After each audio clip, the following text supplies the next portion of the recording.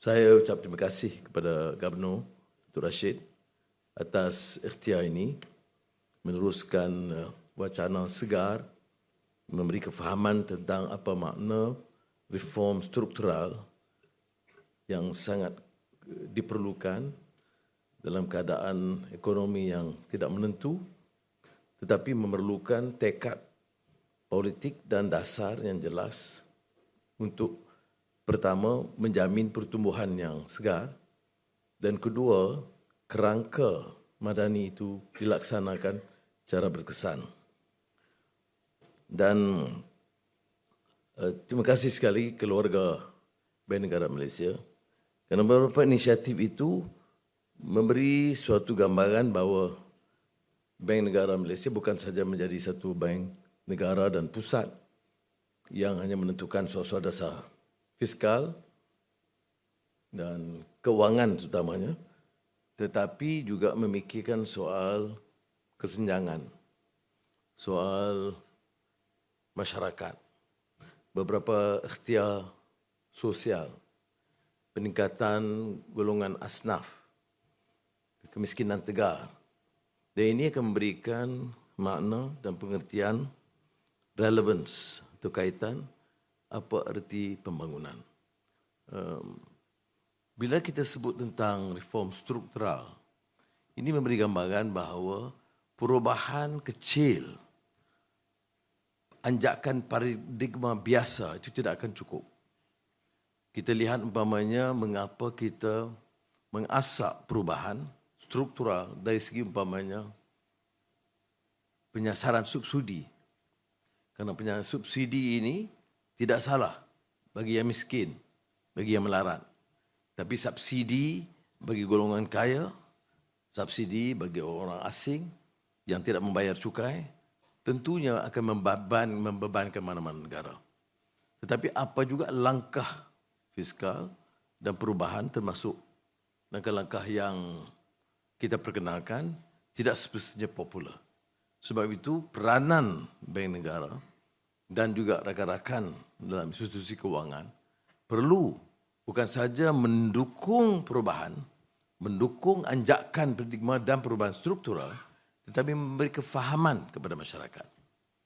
So, now that we are in the face of global headwinds, we cannot afford, therefore, to wait for calmer seas. We must learn to sail better. That's precisely the reason why we are doing this program and this initiative together, because it's an attempt to bring the great minds, the intellectuals, the great minds of government, industry, and the academia to chart a course forward towards structural reforms for a resilient Malaysia. The theme of this year's Sasana Symposium. Therefore, as I've said in Bahasa, I must express my profound gratitude and thanks and appreciation for the Governor and the Bank Negara family for nurturing this tradition of thoughtful discourse, or normally I would say reasoned discourse, now in its third year, but also for undertaking some measures which is not necessarily forte for central banks. So banks talk money matters. But here, there's also care and concern, social programs, uplifting the poor, talking about inequality, and building national resilience. And I think I'm very fortunate, therefore, to have the governor and the team working in this direction. I trust, therefore, that the ideas exchanged over these 2 days, inshallah, will not remain abstract, but will translate into policies grounded in lived policies, into policies grounded in lived realities and driven by a clear purpose. Now, as I have often said, reform is not a luxury. It is a national necessity and it's damn unpopular. Now, but I don't think we have a choice. But the problem lies when, on one side, there's this impatient demand to undertake massive reforms, and on the other side, those ultra or neoconservatives or desperate politicians who would apportion the entire blame and would go against any attempt to undertake reform. The leadership must be, therefore, wise in navigating this change. There's no turning back. Structural reform is a necessity to save the economy of the nation. Structural reform is not about headline-grabbing pronouncements. It is about unlocking our growth potential, promoting broad-based prosperity, and steadily building buffers so that you can weather storms. And I would add, through this governance exercise, to avoid leakages, endemic corruption, and wastage. So around the world, we are observing a troubling trend. Slower growth, driven by a mix of geopolitical and policy uncertainty. A small and open economy like Malaysia is not exempt from this swirl of uncertainty. In line with our vision to be high-income economy, we must be adaptive in our policies, have strong institutions, and, above all, clear-sighted about our chosen direction. The Madani economic framework reflects this vision and articulates a dual commitment. First, industrial policies should be modernized, focused on sectoral competitiveness, digital transformation, green growth, and value chain upgrading. Second, the benefits of economic expansion should be broad-based, particularly for vulnerable and underserved segments of our society. Now, the Madani reform agenda adopts a whole-of-nation approach as we prioritize 5 critical areas: fiscal sustainability and governance. And mind you, from my limited experience now to Navias, that's the most challenging. To depart from the usual exercise in negotiations to award contracts to a transparent tender exercise. To ensure that institutions, including the Anti-Corruption Commission and the rest, have to be bold enough and the courage to take measures, however unpopular, to stem this endemic corruption in this country. Then we talk about medium-term fiscal consolidation. Then the second issue, of course, subsidy rationalization. It sounds attractive. Even the English is about, what I would say, elegant. Subsidy rationalization. Oh my God. But it has to be done. The media has been daily asking about RON 95. And the opposition is saying, look, with all this talk about the success of Benegara and Khazanah and billions brought in, the country is extremely poor. They're oppressing the people. That is the narrative that you find in the social media. And many of the corporate players are completely oblivious to what's happening, what being said. And that's our challenge. Now, it has to be done, but it has to be explained, well articulated, get the people to understand and appreciate.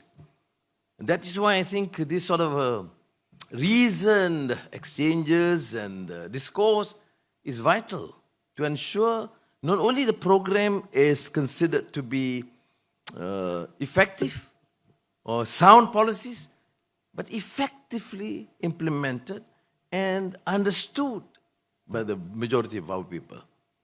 So, again, back to subsidy rationalization. Targeted, not blanket, ensuring the assistance reaches those truly in need.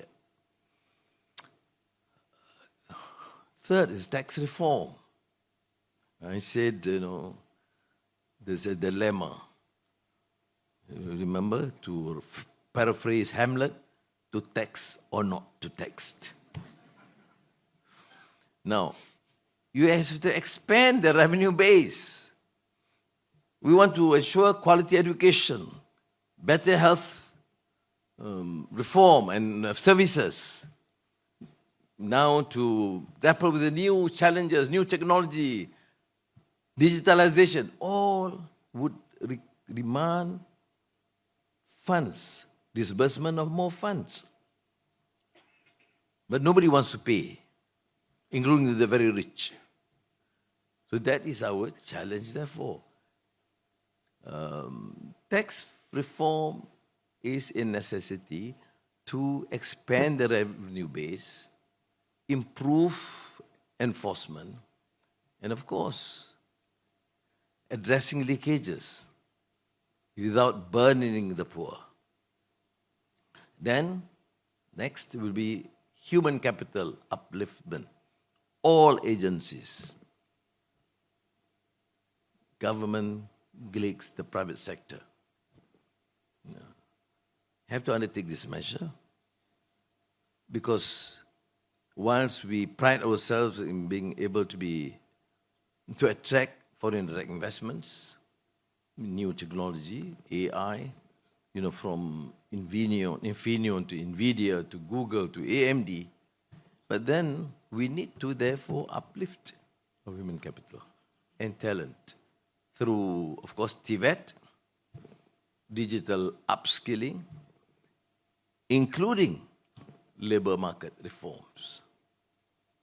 The next will be institutional integrity. Again, another major challenge, where transparency, anti-corruption enforcement, and accountability are embedded across ministries, agencies, GLICs, and the private sector.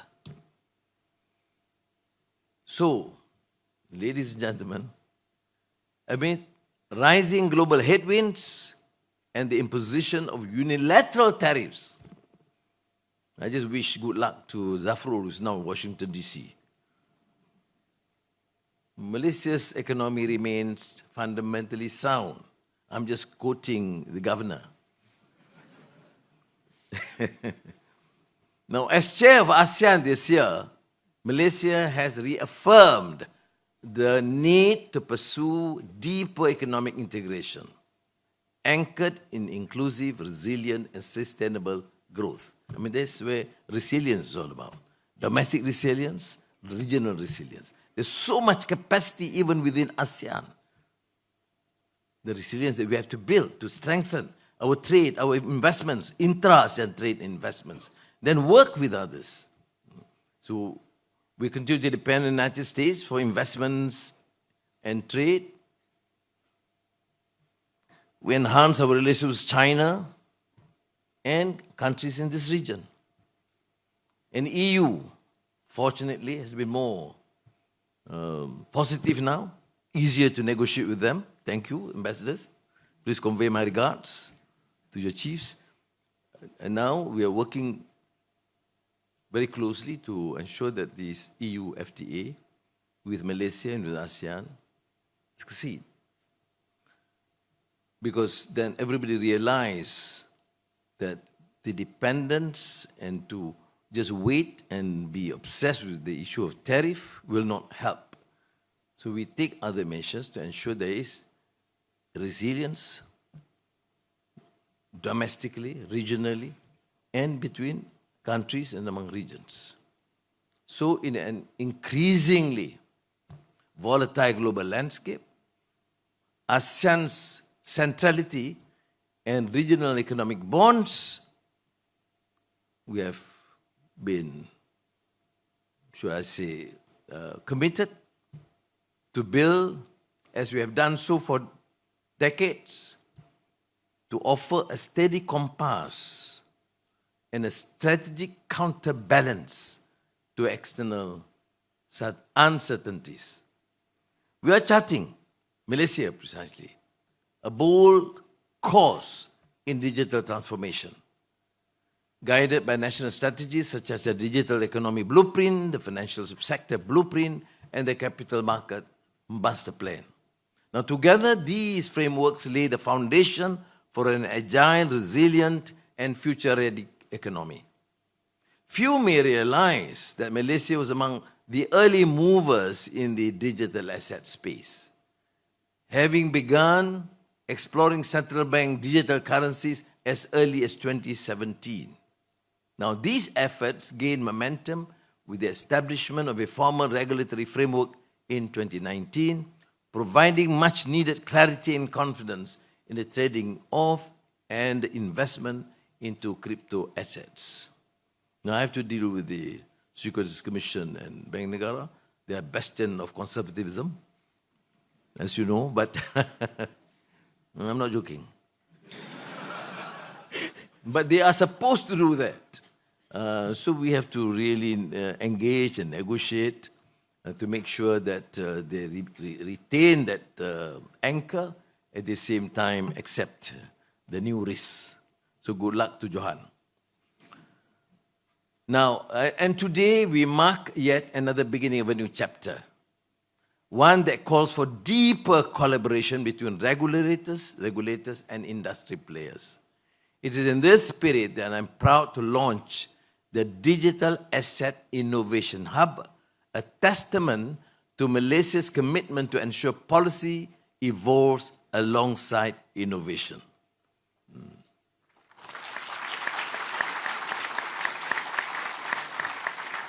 It takes a lot of argument and the art of persuasion with the governor and the Securities Commission chief.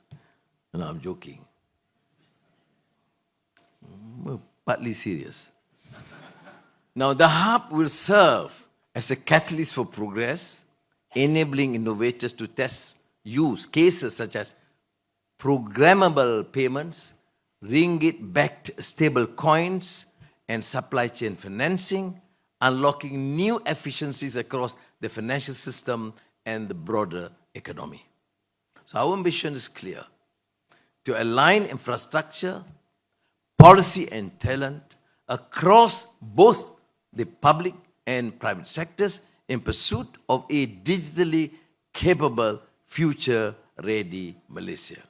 This national vision is clearly closely tied to our regional commitments. Because as ASEAN deepens cooperation in digital connectivity, which happens to be the thrust of our ASEAN program, the ASEAN Power Grid and the digital connectivity, energy transition, macroeconomic stability, Malaysia therefore has to continue to play a proactive role in shaping a connected, inclusive, and sustainable future for our region. Now, ladies and gentlemen, at the heart of these efforts is a deeper purpose. We are not just or merely adopting technology for its own sake, but building systems rooted in trust, driven by transparency, and designed to serve both our national and regional interests. Yet, as we embrace reform and resilience, we must not lose sight of immediate challenges that touch the lives of ordinary Malaysians. None more pressing than the rising cost of healthcare. We have this critical panel discussion. The Treasury, Central Bank, Ministry of Health better come up with something reasonable. Otherwise, yeah. It's a problem we have to address. It's a serious problem. I mean, I think the session tomorrow should be, given some focus, and I believe our friends in the media should also help in this. Because people have to understand there's rising costs, but you have to deal with it. Some immediate measures have been undertaken. I was a bit tough with the Ministry of Health. I said, look, procurement of medicine, I mean, use generic. Use generic and of course the cheapest possible. Not tied to the traditional source, which can be extremely exorbitant in terms of price. I used to joke, given the Americans, the medicine given to the Prime Minister, they choose the best. I said, no, necessary. I would be happy to receive any generic one, not necessarily imported from the most expensive companies. And that is what I have requested. I have not been successful. They still give me the best. That's why everybody wants to become a Prime Minister. Now, for many Malaysians, private healthcare is becoming increasingly inaccessible due to escalating medical cost inflation. This is not simply an economic concern, it is a matter of national well-being. Now, in recognition of this, I'm pleased to announce the establishment of a joint ministerial committee. See? This typical Parkinson's law. You have a problem, you set up a committee. Not successful, ministerial committee. Again, not too successful, a super coordinating committee, chaired by the minister. And again, not too convincing, have a committee headed by the Prime Minister. And then we all fail, then we change to a new government. And they start all over again. Please don't quote me this, I'm just... but this normally you don't joke at the central bank programs, you know. They're supposed to be very serious and, you know, okay. So, we do apologies, Governor. This ministerial committee will comprise the Ministry of Finance, Health, and of course Central Bank, to ensure that quality healthcare is both affordable and accessible for all Malaysians. We are not talking about minor adjustments or minor paradigm shift.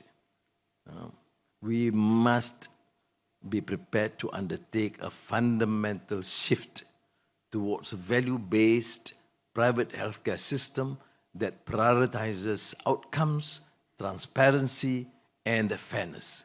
Key reforms include clearer pricing, stronger digital healthcare, and expanded access through affordable options such as universal-based medical insurance product. I gave an example. I was in the GH. I was in GH quite a number of times, particularly when I was Sungai Buloh. I prefer to stay at GH than the hospital, than prison. So every single little excuse, I said headache or earache or nose or whatever, you know, and the specialist doctors were very kind to me. They always say, yeah, he has an eye problem. Then I come again next month. Yes, he has some hearing problem. Then they find some excuses. People have been kind. That's why I survived. Now, so our aim, again, is to make healthcare a pillar of national resilience. But as I said, my experience, and there was a surgery done, that was serious. And then they were put me on a bed. And I asked, the cost of the particular bed imported is about 300 over 1,000 because it's very sophisticated. So I asked the nurses, have you used it? No, we used it. We used it in the usual, you know, movements. Then why do you need this if you don't know? You see? This has to stop. We don't need to have the best, except probably the best MRI, yes, but not the best beds. Even the governor can use a normal bed. Okay. So, national relations is one, but must be guided by compassion, sound policy, and the needs of the rakyat.